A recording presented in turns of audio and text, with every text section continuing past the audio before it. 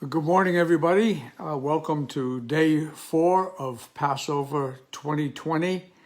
Today is Wednesday, April the 8th, or 13 Nisan. That's the Hebrew date, which the day would have actually have begun at 6 p.m. Last night. And if anyone looks on a calendar today that marks the Passover, you will see that it appears on April 8th this year, 2020. Further investigation would show that it actually begins at sundown, which in this journey we are arbitrarily calling 6 p.m. It would begin at sundown on April the 8th and would continue until sundown on April the 9th, which is the Jewish day 14 Nisan. Keep in mind that on 14 Nisan, which is not yet upon us, at twilight, before the sun went down and before the next day, 15 Nisan would begin, was when the Passover lamb was supposed to be slain according to Exodus 12:6. So on this particular day, Wednesday, April 8th, 13 Nisan, the disciples asked Jesus where he wanted them to make preparation for the Passover. And Jesus instructed them to go into Jerusalem, seek a certain man whose house, actually the upper room portion thereof, they would use to celebrate the Passover. Mark gives us some added details. He said that the man that they were to find would be carrying a jar of water, a task that was typically done by women. So it would sort of stand out. And they would to ask the owner of the house into which this man entered about using the large upper room for the master and the celebration of the Passover.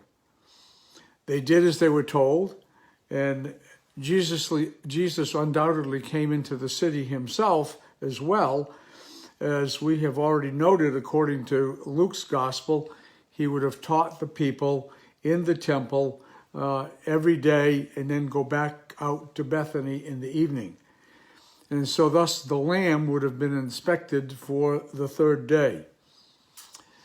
It should also be noted that as the gospel writers record the specific teachings of Jesus during these few days known as Passion Week, they were not all prompted to write out a specific timeline. Also, as is the case with the Gospels, apart from Passion Week, the Gospels complement each other rather than repeat each other. And so it is with the Passion Week as well. They don't all record the same events and in exactly the same order. So to be a full gospel believer, one must read all 4 gospels.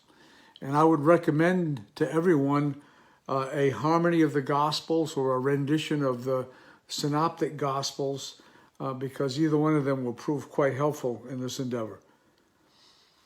Now, as I close, just a reminder.